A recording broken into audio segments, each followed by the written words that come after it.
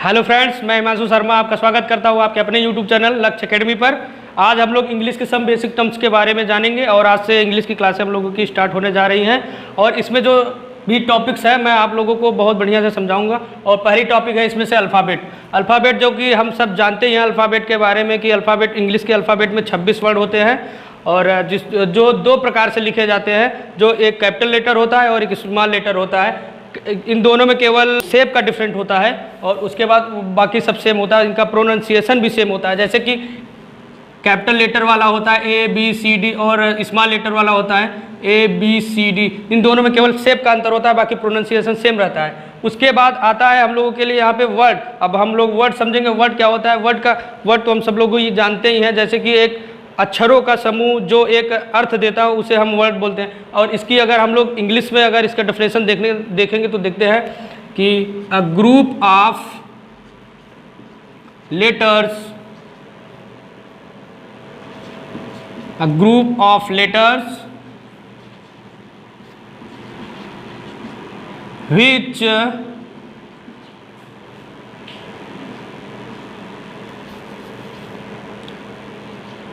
which expresses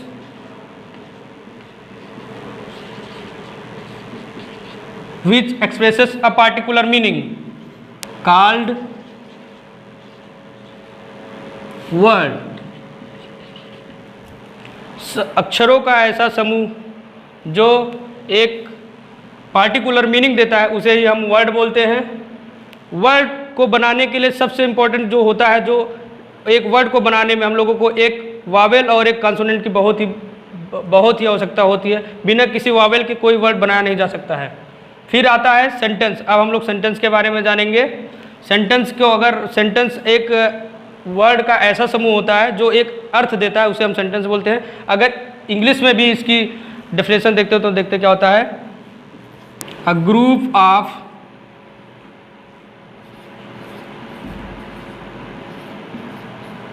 a word, group of words which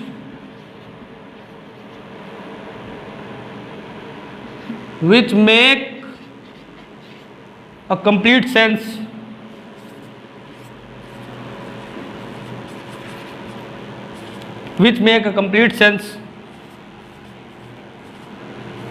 called sentence.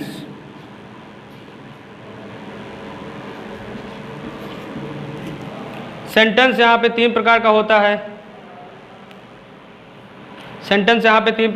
है। पहला sentence होता है सिंपल सेंटेंस, दूसरा होता है कंपाउंड सेंटेंस और तीसरा होता है कॉम्प्लेक्स सेंटेंस।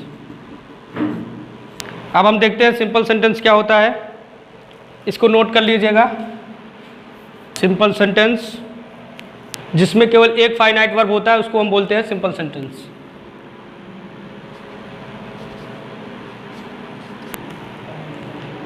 फिर आता है कंपाउंड सेंटेंस। कंपाउंड सेंटेंस में इसमें एक या एक से अधिक प्रिंसिपल क्लॉज होता है। एक या एक से अधिक प्रिंसिपल क्लॉज होता है और जो कोऑर्डिनेटिंग कंजंक्शन से द्वारा आपस में जुड़े होते हैं। फिर आता है कॉम्प्लेक्स सेंटेंस।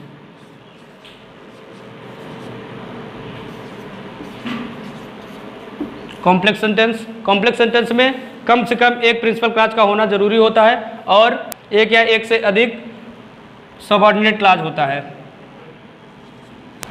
कम से कम एक प्रिंसिपल क्लॉज तथा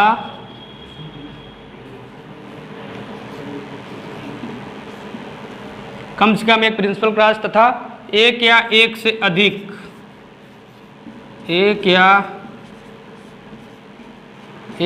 अधिक सबऑर्डिनेट क्लॉज होना जरूरी होता है। और सेंटेंस के दो मुख्य भाग होते हैं जिसको हम देखते हैं। सेंटेंस के मुख्य दो भाग होते हैं। पहला होता है सब्जेक्ट और दूसरा होता है प्रेडिकेट। सब्जेक्ट जो कार्य करता है,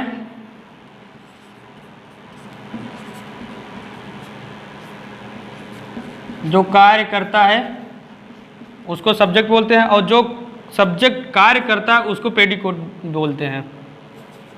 करता है उसे प्रेडिकेट बोलते हैं। उसके बाद आता है क्लॉज। अब देखते हैं क्लॉज के बारे में। अब आता है क्लॉज। क्लॉज क्या होता है? क्लॉज सेंटेंस का ही भाग होता है और इसमें केवल एक फाइनाइट वर्ब और एक सब्जेक्ट होता है। इसकी डिफिनेशन इंग्लिश में देखते हैं। अ ग्रुप ऑफ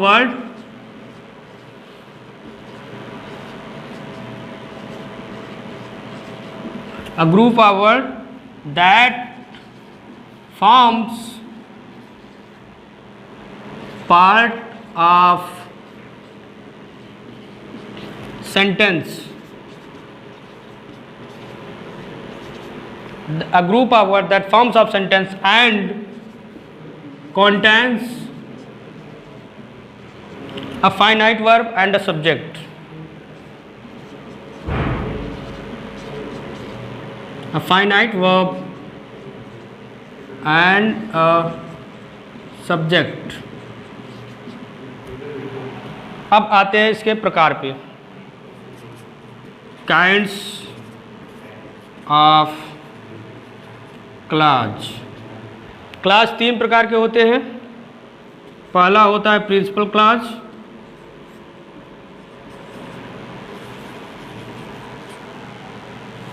दूसरा होता है कोऑर्डिनेट क्लॉज,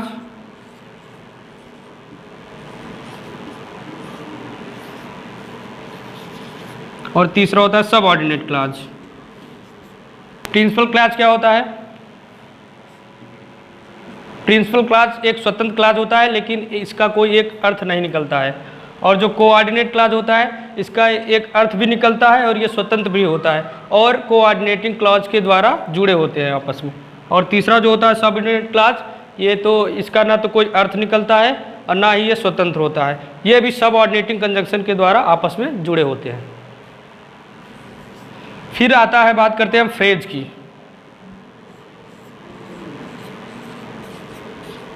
फ्रेज क्या होता है? A group of words make a sentence but not a complete sentence. इसका मतलब होता है ये शब्दों का ऐसा समूह होता है जिसका एक अर्थ होता है लेकिन पूरा कंप्लीट अर्थ नहीं होता है। जैसे ins and outs, hand in gloves. अगर ये वीडियो आप लोगों को अच्छा लगा हो तो लाइक करें, शेयर करें और चैनल को सब्सक्राइब करें।